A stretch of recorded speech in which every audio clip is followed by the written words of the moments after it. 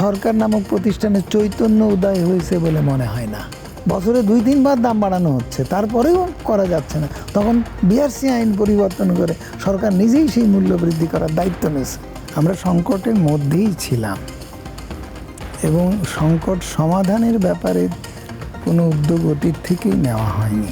ম্যাটিন তলায় ধুলা জমায় রেখে যেমন পরিষ্কার করা হয়, এগুলো সরকারের স্তরে স্তরে দুর্নীতি এইভাবে ঢাকা দিয়ে চাদরের তলায় দিয়ে বিছানা পেতে আমরা ঘুমাইছি। অসুখ যদি কম থাকে বা আলামত দেখা দেওয়ার সঙ্গে সঙ্গে চিকিৎসা করলে আর সমস্যা থাকে না, তো তখন থেকে চিকিৎসা করা হয়নি। আর যারা করে তারাই রাষ্ট্রের গুরুত্বপূর্ণ ব্যক্তিতে পরিণত হয়ে যায়। সংকটের আসলে শুরুটা কোথায়? বাংলাদেশের গ্যাস বিদ্যুৎ সংকট আসলে কবে থেকে শুরু হয়? আমরা কি হঠাৎই এই সংকটে পড়েছি কিনা, নাকি গত 1 দশকেরও বেশি সময় ধরে আমরা হাবুডুবু খাচ্ছি এই সংকটে?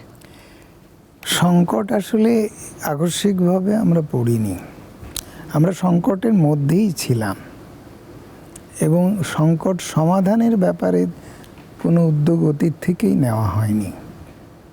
এবং যা হয়, রোগ হলে চিকিৎসা যদি সঙ্গে সঙ্গে হয় তাহলে রোগ উপশম হয়, দেহর ক্ষতি কম হয়, মানুষ ক্ষতির শিকার কম হয়।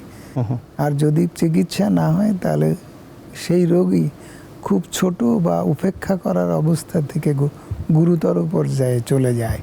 তা আমাদের জ্বালানি সংকটের যে আলামতগুলো শুরু হয়েছে সেখান থেকে আমরা সংকট সমাধানের উপায় খুঁজিনি। অথচ আমরা এই খাত উন্নয়নের জন্য প্রচুর টাকা খরচ করেছি, উন্নয়নের নামে নানা কথাবার্তা হয়েছে, সংস্কার করেছি, এই খাত ভেঙে চুরে তছনছ করে ফেলেছি।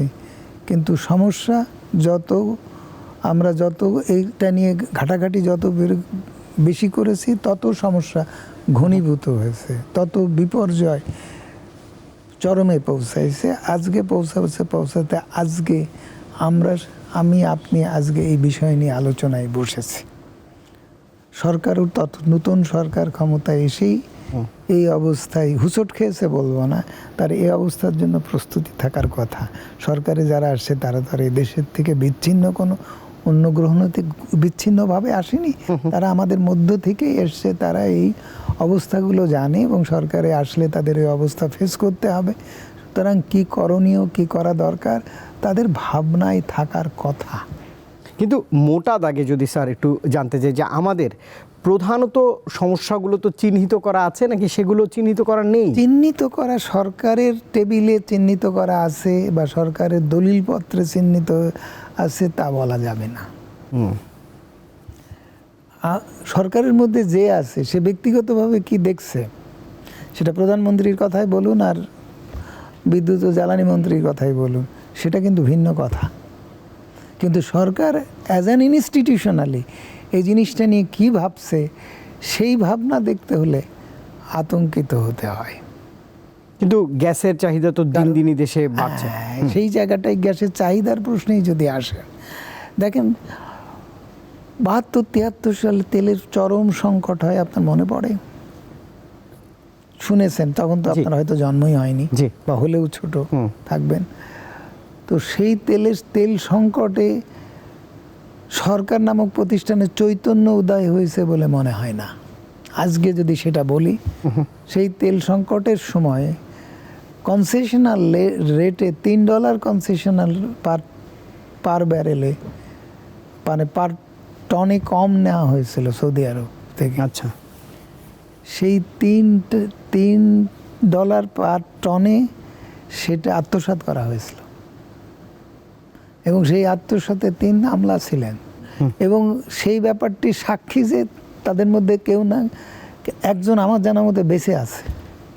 এবং সেখানে চুরির অন্যতম প্রধান যে ছিলেন, তিনি বিগত সরকারের সবচেয়ে শীর্ষ ক্ষমতাধর ছিলেন, রাজনীতিগতভাবে শীর্ষ ক্ষমতাধর ছিলেন এবং সরকারের সমস্ত কলাকৌশল তিনি নিয়ন্ত্রণ করেছেন।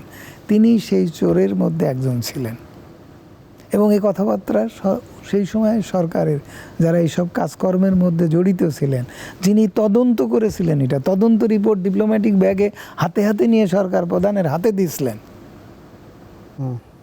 তারপরেও তার কোনো কিছু হয়নি। তিনি শেষ জীবনে মৃত্যুর আগ পর্যন্ত সরকারে বহাল তবিয়তে অত্যন্ত ক্ষমতাধর ব্যক্তি হিসেবে থেকে গেছিলেন।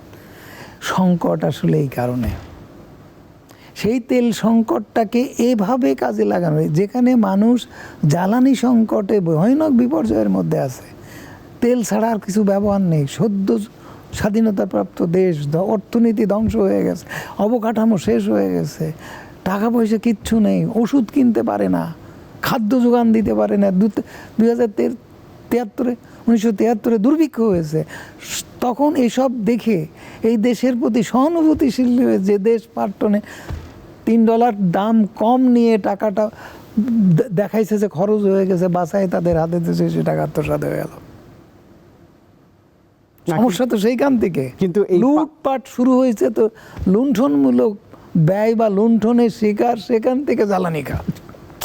এটা যদি আপনি এই আলোচনায় প্রথমেই মনে রাখি, তাহলে আজকে আমরা পথে ডাক ছেড়ে বলছি, প্রতিটা কথাই যদি আমি দুই মিনিট কথা বলি, তাহলে সেখানেই বলি যে খাতে লুণ্ঠনমূলক ব্যয় যদি মুক্ত না করা যায়, কিছুতেই কিছু হবে না। সরকার জীবন দিয়েও কিছু করতে পারবে না যদি সে লুণ্ঠনমূলক ব্যয় মুক্ত না করতে পারে। আর সরকার নিজে যদি লুণ্ঠন মুক্ত না হয়, সেজন্য সরকার নিজেও লুণ্ঠনকারী, প্রমাণ করে এসছে সরকার যে নিজেও লুণ্ঠনকারী। সরকার মানে তো, সরকার বলতে তো ক্যাবিনেট বুঝি আমি, তা তো না। সরকার মানে সরকারের যেসব প্রতিষ্ঠান এই সেক্টর পরিচালনায় থাকে, এই সেক্টরে নীতি নির্ধারণ করে, পরিকল্পনা বাস্তবায়ন করে, যেমন বিপিসি, যেমন পেট্রো বাংলা, এইসব প্রতিষ্ঠান যদি দুর্নীতিমুক্ত না হয়, যেমন তিতাস, এদেরকে যদি দুর্নীতিমুক্ত না হয়, তাহলে সরকার দুর্নীতিযুক্ত। এরা দুর্নীতিমুক্ত হলে সরকার দুর্নীতিমুক্ত।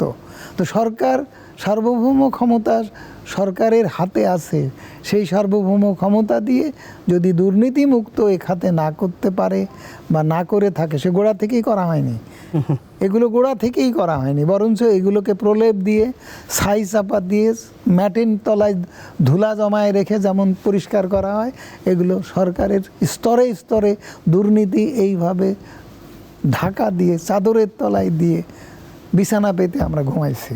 তাহলে তো 5 দশক পেছনে ফিরে সেই অতীত থেকে এখন যদি সরকার নামক প্রতিষ্ঠান এই জিনিসটা থেকে রাষ্ট্রকে মুক্ত করতে না পারে, তাহলে সেটা যদি সেই শুরুতে বলছিলাম যে অসুখ যদি কম থাকে বা আলামত দেখা দেওয়ার সঙ্গে সঙ্গেই চিকিৎসা করলে আর সমস্যা থাকে না, তো তখন থেকে চিকিৎসা করা হয়নি। আর যারা করে তারাই রাষ্ট্রের গুরুত্বপূর্ণ ব্যক্তিতে পরিণত হয়ে যায়।